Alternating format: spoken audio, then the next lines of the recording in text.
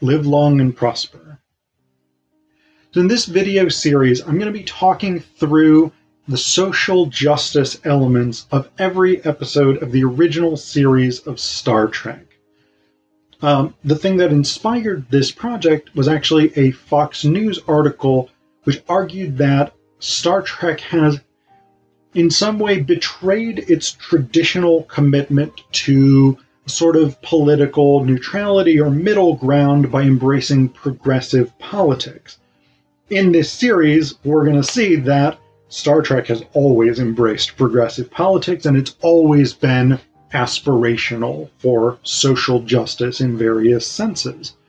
I am taking a broad perspective on social justice here, so that may include multiple different types of social justice, whether that's racial, whether that's economic, whether that's religious, whether that's abilities, gender and sexuality, anything broadly considered.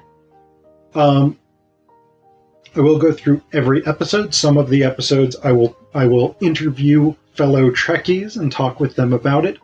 And then below, in the descriptions, I will give you additional information about the episodes, particularly their original air date, who wrote the screenplay, and who directed that episode. I also want to dedicate this series to my dad, Michael Allen Zapkin.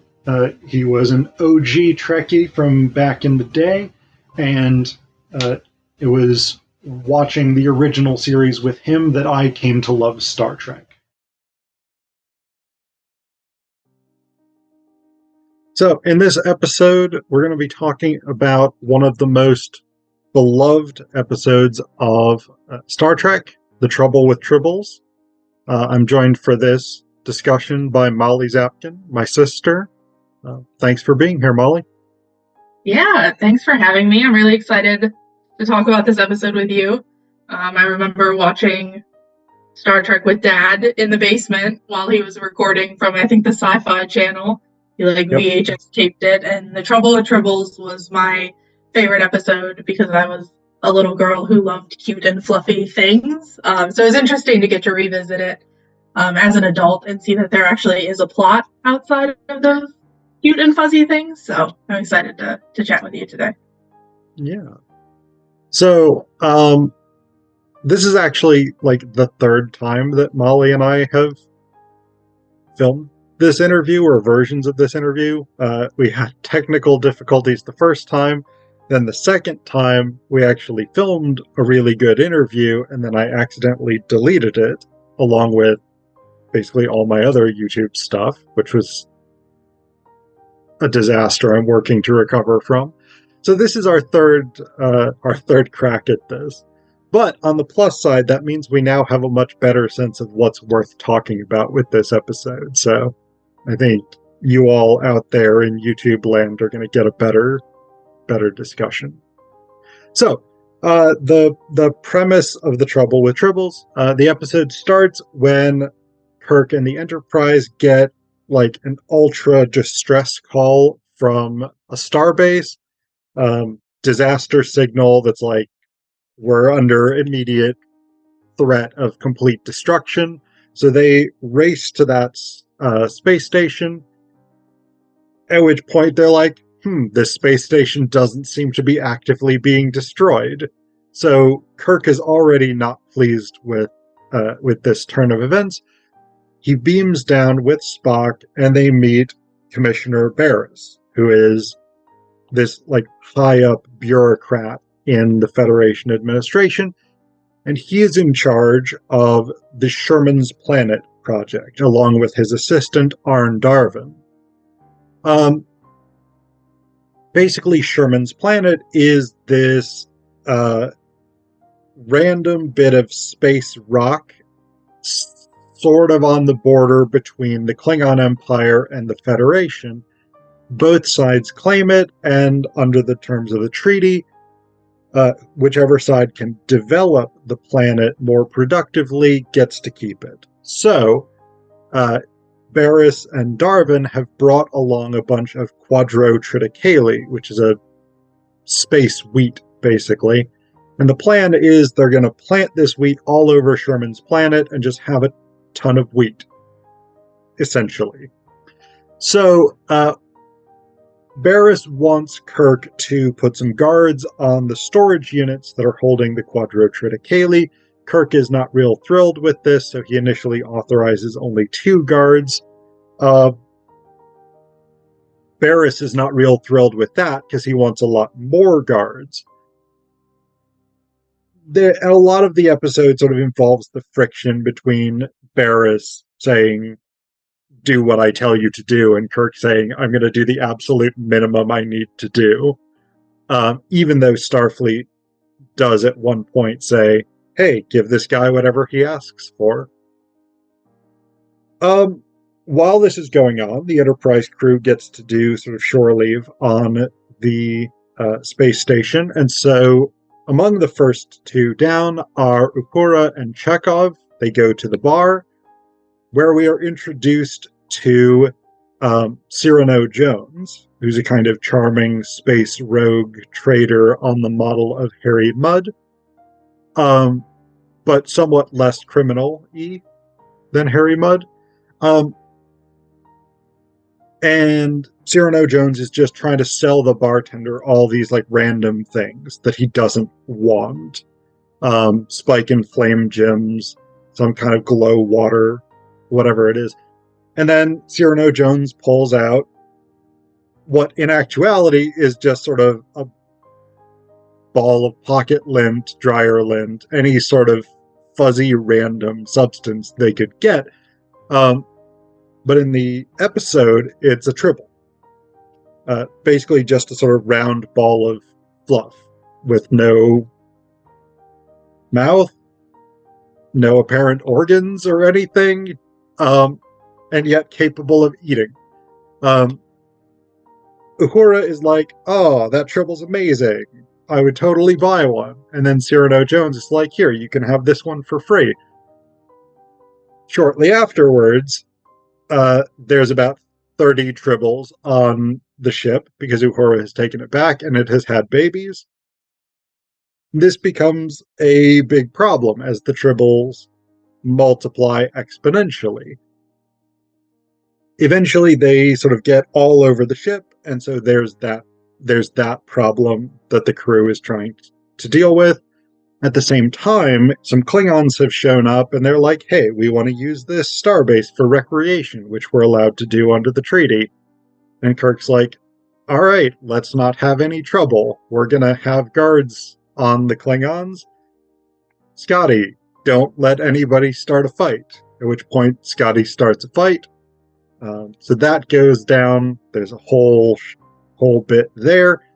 And then Kirk realizes that the space station has the same kind of air vents and stuff that the Enterprise has. And the Tribbles have gotten into those air vents. So he realizes that what's probably occurred is that the Tribbles have gotten into the storage compartment with the Quadrotriticale, and they've eaten it all. So Barris is initially pissed at this because he wanted that Quadrotriticale, and the Tribbles have eaten it all. But then they realize that a lot of those Tribbles are dead, and so McCoy tests the Tribbles, he tests the whatever Quadrotriticale's left, and he finds out that it was poisoned. So it would never have grown properly, and anybody who ate it would have died anyway. And so Kirk is kind of vindicated in this. But then what happens is that the Tribbles hate Klingons, and Klingons hate Tribbles. We find that out somewhat earlier in the episode. And then when they're taking some Tribbles out of a room and they pass by Arn Darvin, Barris's assistant, the Tribbles are like, no, that guy's a Klingon. And so they figure out that Darvin is a Klingon agent who poisoned the grain. And so Barris kind of looks like a fool for blaming Kirk for the whole Sherman's Planet project getting ruined when he brought along the dude who literally ruined the project. So that's the basic structure. This is the funniest episode of Star Trek. It's worth saying. While there are individual jokes in other episodes, this is the closest we get to a proper comedy episode. So that's what's going on. Where do you want to start the conversation about this episode? I mean, I do have to say in Scotty's defense before we get too far, he did stop Chekhov from starting a fight like multiple times. So That's fair, yes. who's really the bad guy there? But I mean, Well, I think the Klingon is the bad guy there because he is the one who tries to start the fight. Very true. I think an interesting place to start would be right at the beginning of the episode. So the Federation has this drastically important project for whatever reason, and Yes. the way that they're going to protect it is by sending out this distress signal when they get there.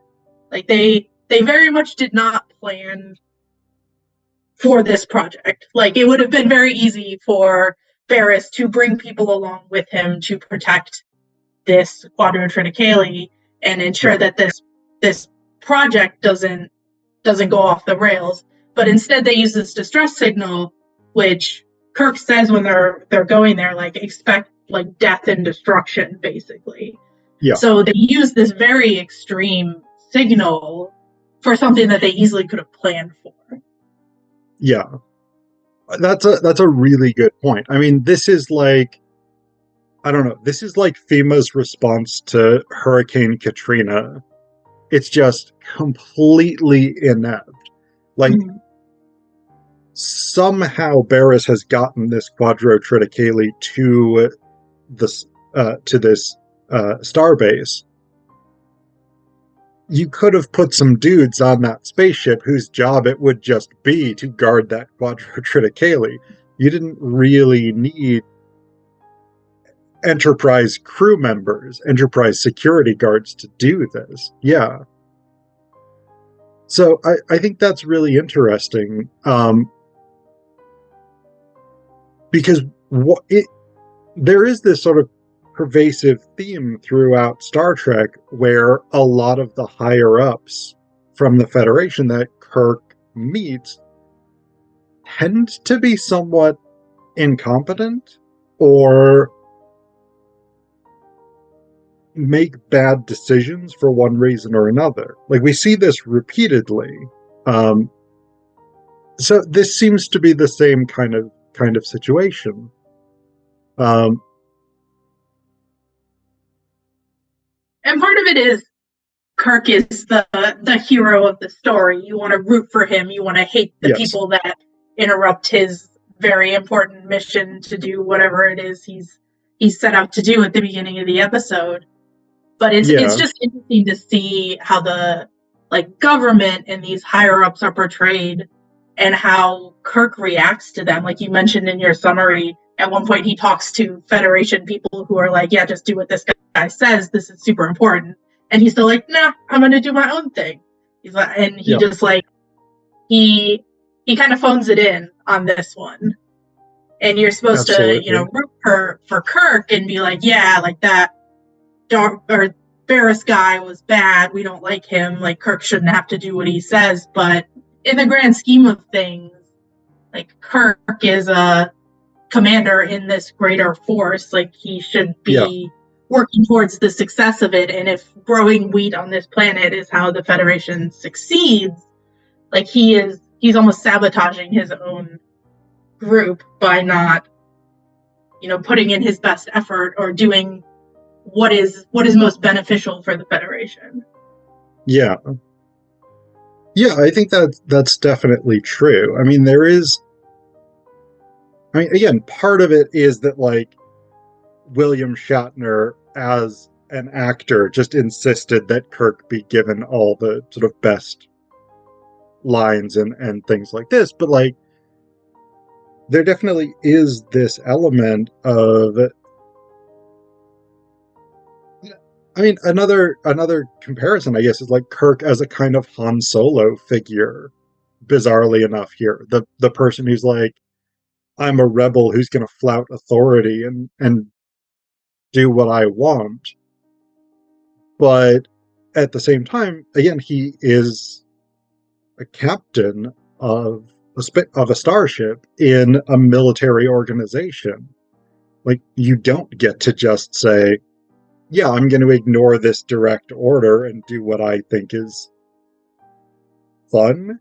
Not even what I think is better. It's just what I don't want to do it, so I'm not going to do it. That isn't really how these things work. But Yeah, yeah, I mean, it's not like the crew of the Enterprise had an important mission at this space station that they were taking people yeah, from. Like, they were just hanging out. yeah. I mean, they're.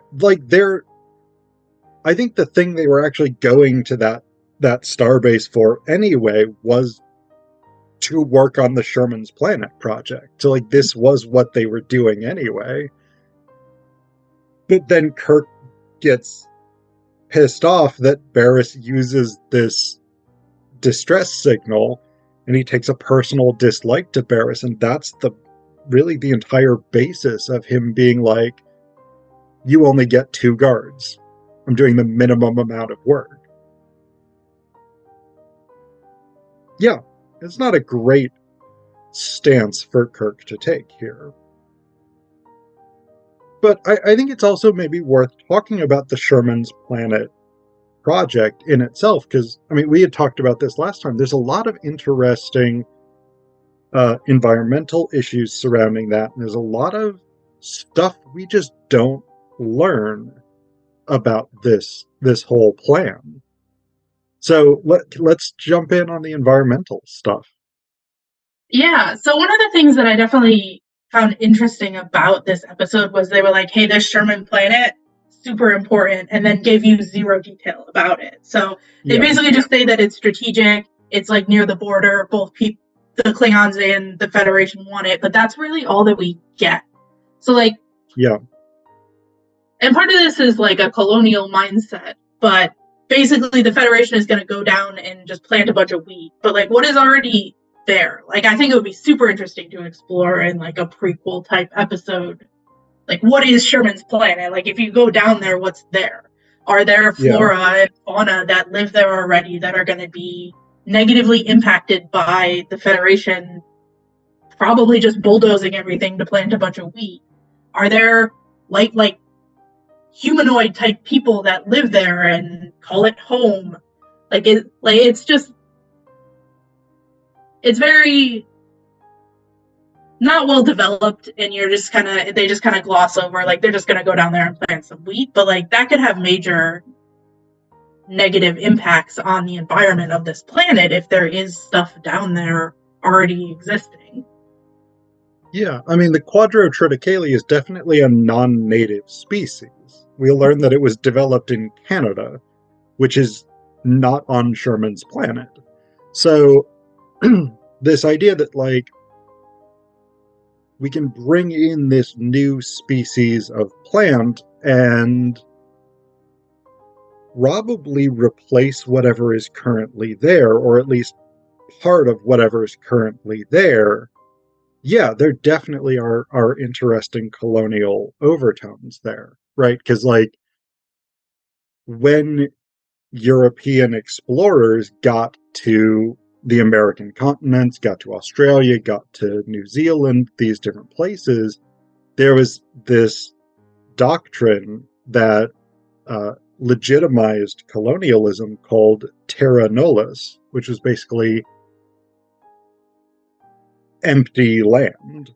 And the idea was that there's no one here, there's nothing productive being done with this land.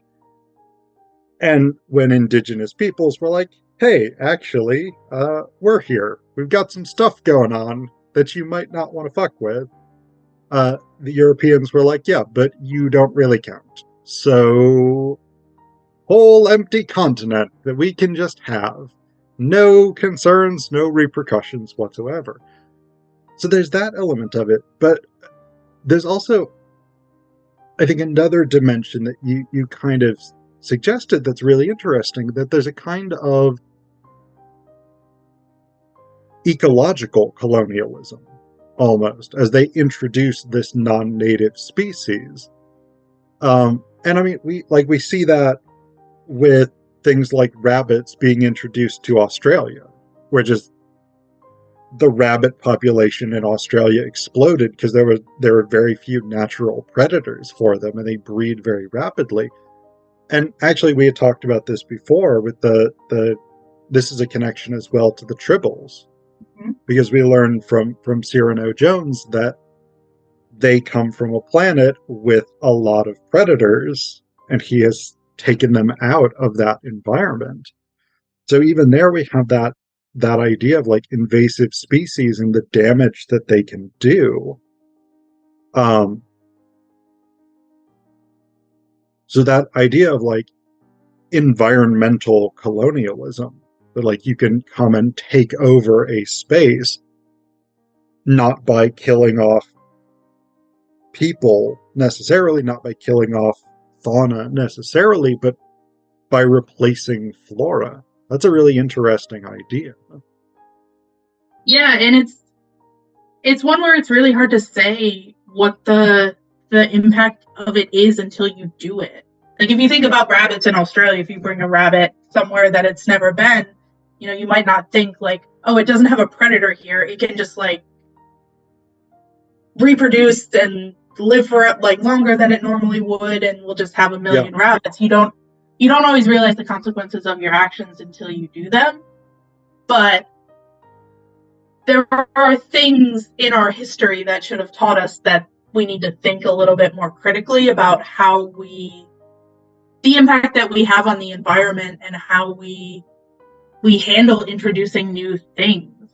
I mean, even like in America, there are invasive species in a lot of our waterways because people buy a fish from the pet store and flush it down the toilet or whatever, and it goes into lakes and rivers and just reproduces and causes a ton of damage. You don't always think about those consequences, but they are very severe, and they impact the life of native species who cause the ecosystem to keep going.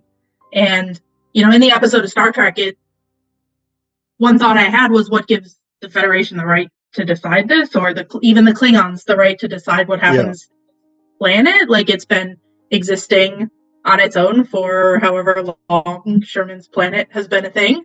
We don't really learn a lot about Sherman, but it's probably been around a while. So, like, what gives these people the right to say this is the best course for this planet? Like, in 500 years or 1,000 years, like where is this planet going to be? What's it going to develop into? Does it have the potential to develop like a humanoid type life form? If the Federation comes in, bulldozes everything, and plants a bunch of wheat, like we're never gonna know. Yeah. Well, because one of the things that really develops in season 2, it gets introduced in season 1, but really develops in season 2, is the Prime Directive, right? And basically the Prime Directive is that the Federation can't interfere with the development of other cultures or civilizations, which of course Kirk and the Enterprise crew do all the time. But it is interesting that consideration exists for humanoid species, but it doesn't seem to exist in the case of Sherman's planet. And again, like you've mentioned this a couple of times, we don't know that there is anything on Sherman's planet, really. It's possible, I guess. There's got to be an atmosphere if they're going to plant stuff, and it's hard to have an atmosphere that's going to grow wheat if you don't already have some sort of plant life, I think. Bearing in mind, I know nothing about biology or geology, but I mean, you're going to need like fertile soil, you're going to need like a water source, you're going to need quality air. Like, those things are going to promote plant development, whether it's wheat that you plant or just like moss that forms or whatever. Yeah. And so I think your point is really interesting, that like the evolutionary potential of whatever plant life, animal life is currently on Sherman's planet doesn't seem to be a factor here. It doesn't seem to be something that is taken into account when deciding how to make the planet most productive. The other thing that you had mentioned is what would give the Klingons the right to decide, and I think that's another interesting element here. The Klingons, the way they look at it tends to be we get to decide because we have enough military power to do so. And I think that's another really interesting element of this, because this episode comes out, I think, January of 1968, maybe still December of 67. But,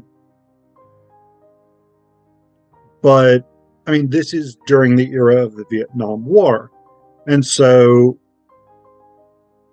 I think there's also a Vietnam War parallel here, because I think in the sort of geopolitical, geogalactical scheme of Star Trek, the Federation represents NATO, the West, the US, and the Klingons represent the Soviet Union. Vietnam kind of wasn't really that important. Like, in, say, 1963, before the US really gets involved, it kind of didn't matter in the grand scheme of world politics. But as soon as it became, here's an ideological conflict between the US and the Soviet Union, or the forces of democracy, capitalism, versus the forces of communism, suddenly Vietnam becomes disproportionately important. And I think Sherman's planet may be in a kind of similar situation here. And this is definitely not the only episode that has some sort of link to the Vietnam War, but that idea that, like, this planet is probably not that important in and of itself, but because it serves some sort of purpose in the conflict with the Klingons, it suddenly becomes significant. I think that's really, really interesting. Yeah, I mean, it's a good point, because if you think about, like, the Federation's plan for it is to turn it into a wheat factory. Like, wheat can grow anywhere. Like, why is that? Like, they're just, it's almost like they're trying, like, what can we do with this planet so the Klingons don't have it? And it's like, oh, well, we can plant some wheat there, I guess. Like, whatever. Just so that the enemy doesn't get it. The Klingons can't do it. And we don't know the Klingons' plan for the planet. So that would be really interesting. That's true. We have no idea what they intend for it. My guess is probably not planting wheat, because that doesn't seem like the Klingon way, but probably something nefarious. Probably, based on who the Klingons are in the original series, at least. I think it's maybe worth talking about the Klingons a little bit more, because we do get some Klingons here. We get Captain Koloff, and we get his sort of probably second in command, who rods Scotty and Chekhov into eventually starting a fight. And then we get Arn Darvin, the secret Klingon agent. So what do you make of the Klingons in this episode? I found them very interesting. Partly because I didn't realize that they look like humans. Like, in the later episodes of Star Trek, they have the bumpy foreheads and stuff. So it was interesting to see them without that. But more importantly, I thought it was interesting that we had these two kind of, like, sides of the Klingons. Like, you have the Klingons who are coming along for shore leave, and we don't really know, like, if they're there to cause trouble. I mean, the one that starts a fight, obviously, but if they're just there for shore leave, they just want to have a break, they're hanging out, whatever. And then you have Arn Darvin, who is a Klingon who poisoned all the wheat. Like, he is actively working to destroy the Federation from within. And it's never really explained whether they're like in cahoots with each other. Like we don't know if the Klingons are on the shore base, or if the Klingons who are doing shore leave know Arndarvin and are working with him, or if he's kind of like a separate faction of Klingon and they're just there randomly at the same time. So I think it would be interesting to know a little bit more about that interaction, because Kirk treats the Klingons that are coming to the base for shore leave like they are already doing something wrong. Like he's going to put a one-to-one guard on every Klingon. And it's like, okay, if they're just there to hang out, like they might not be wanting to cause trouble with this. We don't know. So it's interesting to see that sort of stereotyping and instant, negative reaction to the Klingons who might just be there to hang out. Yeah. Well, in one of I forget which movie it is. I want to say maybe the third or fourth Star Trek movie, maybe 4. I can't remember. But like in one of the movies, the Federation basically is approached by the Klingons who are like, "Hey, our sun is going out and our civilization is going to die, so can you assist us? And let's not be in competition anymore." And there is this moment where Kirk is like, "Let them die." So like Kirk, he becomes more virulent in his hatred of Klingons apparently later in his life. But yeah, Kirk definitely is deeply antagonistic to the Klingons. And I mean, I think you see that really with like some people who served in the military during the Cold War, for instance. This sort of continued hatred, distrust of Russians especially. In fairness, under Putin, Russia's doing a lot of sketchy stuff, but slightly different issue. I mean, but yeah, it's like a common thing that happens, though, the fear of the other. Like there, you always have to have some sort of enemy that's going to destroy your way of life, and you just hate everybody in that group for no real reason, regardless of the fact that the majority of people in that group are exactly like you.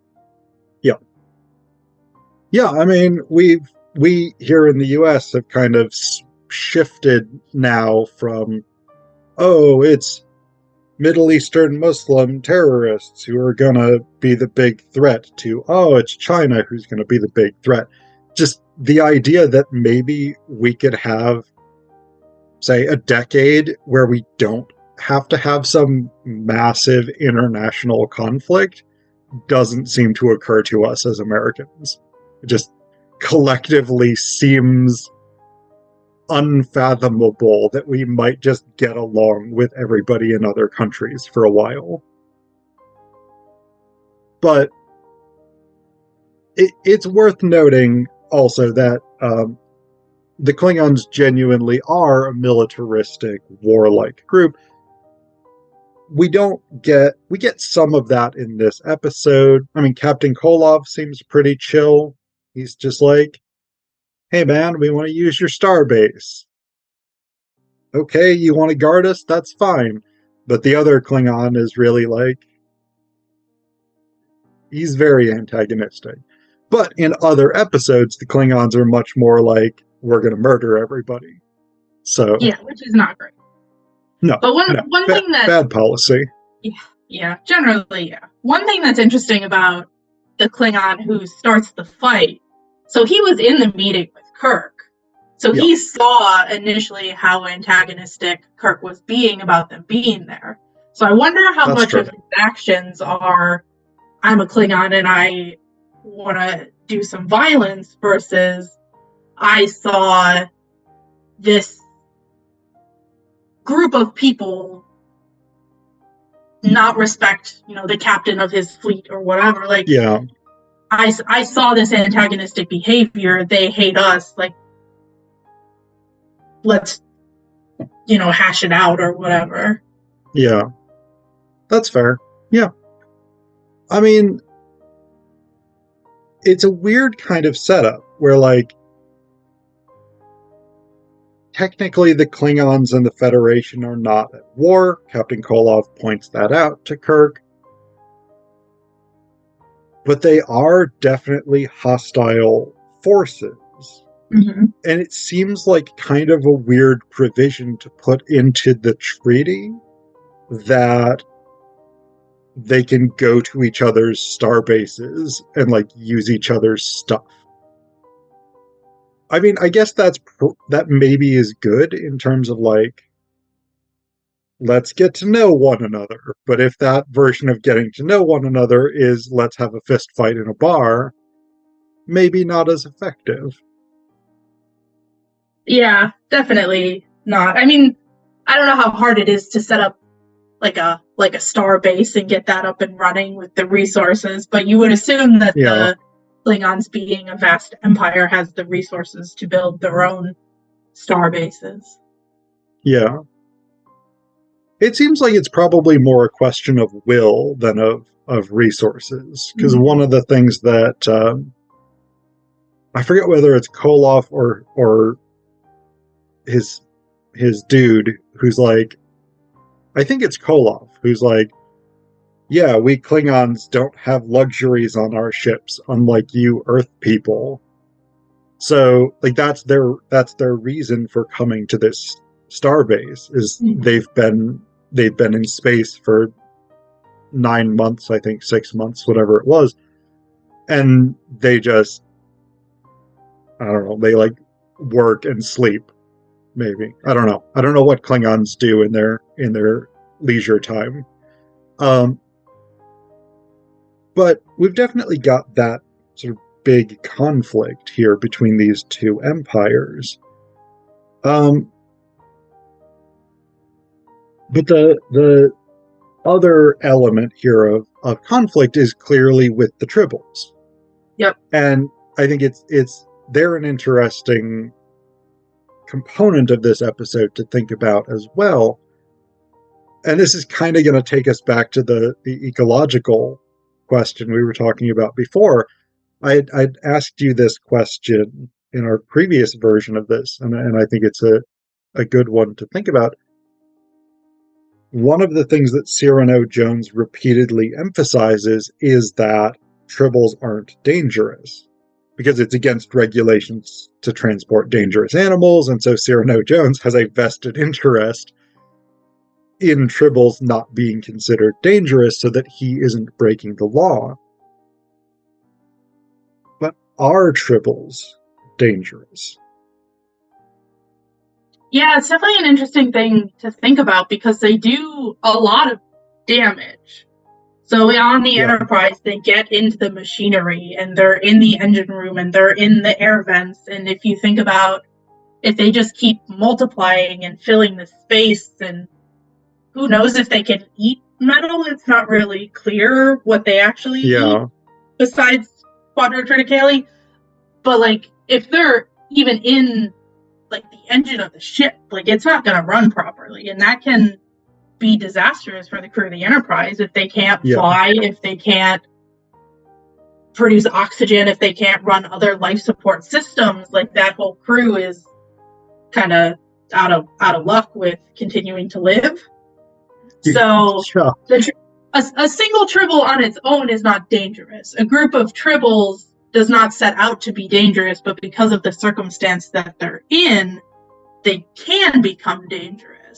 Where we take them off of their planet, to a situation where they don't have predators and they can just multiply, and the sheer numbers of them can make them dangerous. And I mean, you see this on the space station too. They get into the thing and they eat the grain. They're all over the bar. They're all over like everywhere. I mean, they're a tripping hazard. They're a hazard to, the general life and health and safety of the ship. Yeah. Kirk almost sits on one.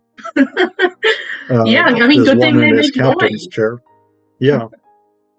And yeah, I mean that's a really good point about them like getting into the machinery and causing these problems. Like at one point in the Kirk and Spock go over to the food synthesizers to have some lunch, and instead of his chicken sandwich and coffee, Kirk gets a couple of Tribbles on a plate and a Tribble in his cup.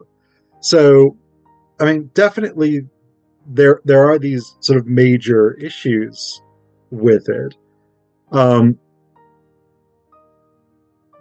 So then, what's the sort of ethical implications of dealing with that problem, right? Because you had said this, and I think this is absolutely right. Tribbles don't intend to be dangerous. They don't intend to be harmful. But they are. So what are the ethics of how you deal with Tribbles, an infestation of Tribbles? Yeah, I mean that's a good question that I don't know that I have a good answer for, because it would be very inhumane to just kill them, because they're not really doing anything wrong of their own volition. So it feels cruel to just murder a bunch of Tribbles, but also you can't let them go unchecked. I think a couple of interesting questions would be, how long does a Tribble live? Like if it lives for like 3 days, it's kind of like a fly in your house where it's an annoyance for a little while, but eventually it goes away.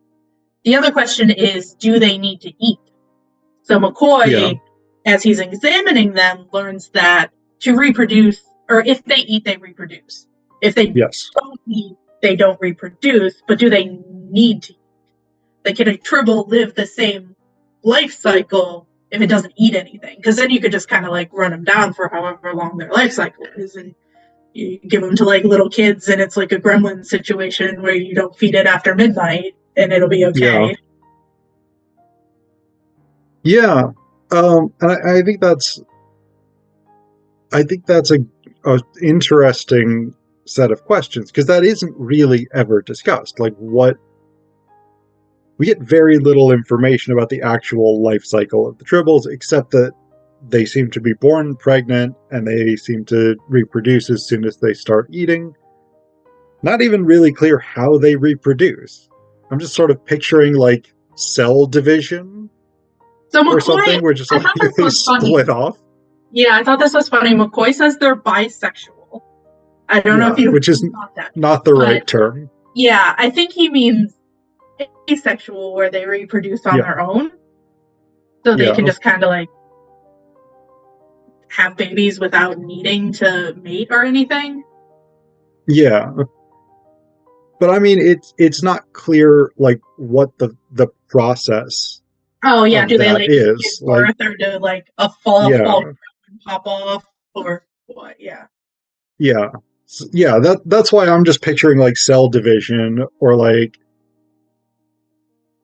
in My Neighbor Totoro, right, with the dust bunnies, where they just like split into like 2 dust bunnies, and now you've got 2 whole dust bunnies that are just slightly smaller.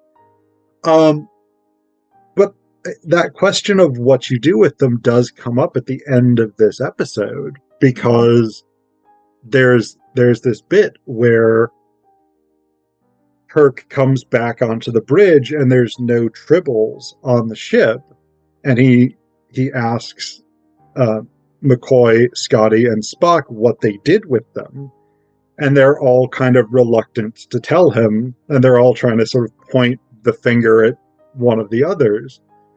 And finally, Scotty's like, we used the transporter, and Kirk's first thought is that they transported the Tribbles out into space.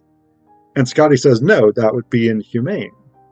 So, I mean, that same point that you had raised, that just sort of straightforwardly murdering a bunch of Tribbles seems ethically problematic.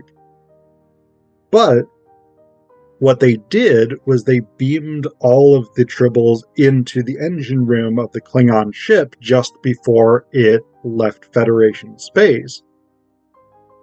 And we know that the Klingons hate the Tribbles and the Tribbles hate the Klingons.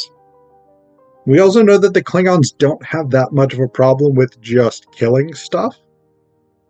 So the Enterprise crew has definitely not directly killed these Tribbles, but chances are the Klingons will not be treating them all that humanely. So what are the sort of ethical stakes of that? Yeah, I mean, their solution also feels inhumane. Like, you're putting two beings together who dislike each other on purpose. So, like you said, the Klingons don't like Tribbles. The Tribbles don't like Klingons. They have like a visceral reaction to Klingons. So you're basically torturing these two groups for a laugh at the end of the episode. But is that a better solution than sending them to deep space where they might die a quick and painless death? I don't know. Yeah, I don't know either. I think it's the fact that it is played for a laugh, I think it is what allows the episode to kind of get away with it. But it is definitely one of those things where, like, if you consider what's actually going on here, it's really problematic. But if you just sort of accept the joke at the end of like, haha, the Klingons got stuck with all these Tribbles they hate, and Scotty's got a Scottish accent, so his final line is that there'll be no Tribble at all. Yeah, and if you sort of accept that joke and you're willing to just let that be the end of it, then it's fine.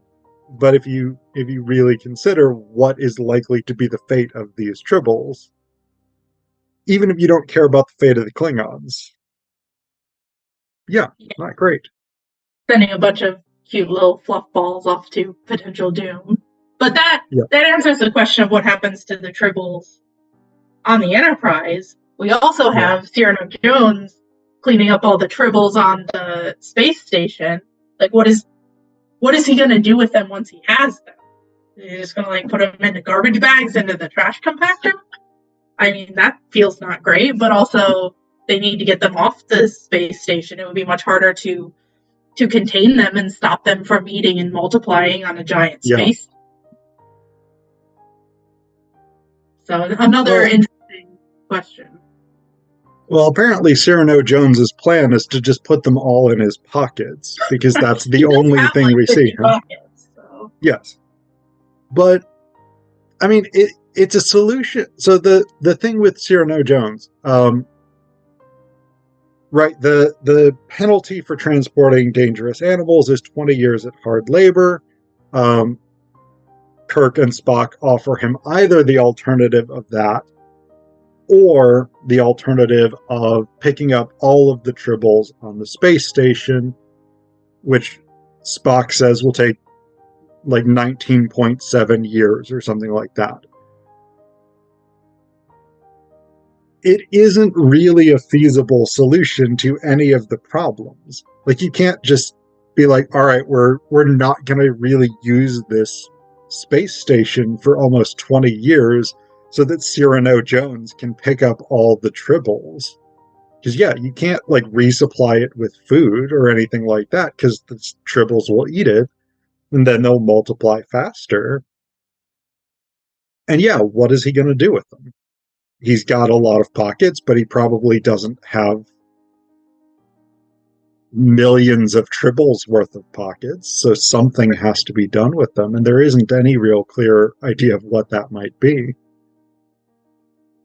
Presumably, maybe the last 15 years of his sentence is just trying to find the one last Tribble that's like way up in the rafters. Yeah. Well, I mean, presumably at some point, Commissioner Lurie, who actually runs the space station, will be like, all right, we need a more efficient plan for getting rid of these Tribbles than having one dude pick them all up.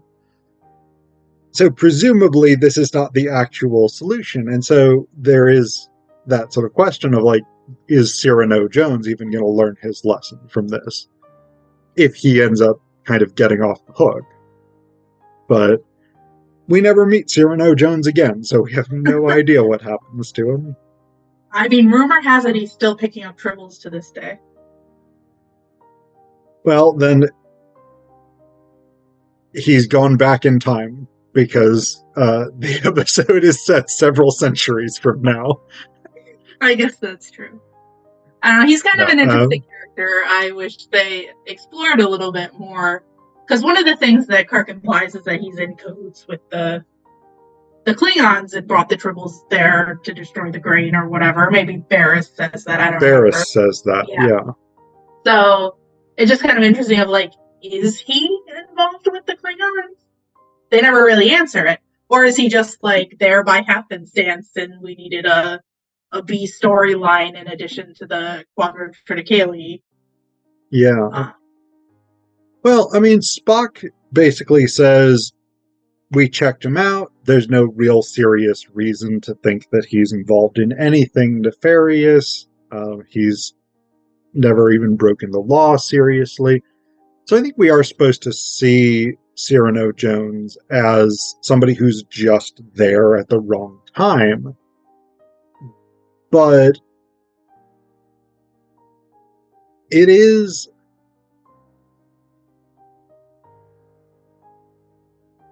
an interesting question, because we also know that Kirk hates Barris, and Barris thinks that Cyrano Jones is a Klingon agent.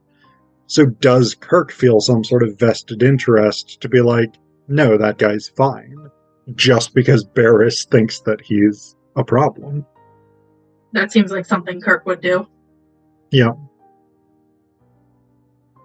All right. I think we've had a really good conversation. In the interests of keeping this video relatively manageable in time length, I think we're gonna wrap up here.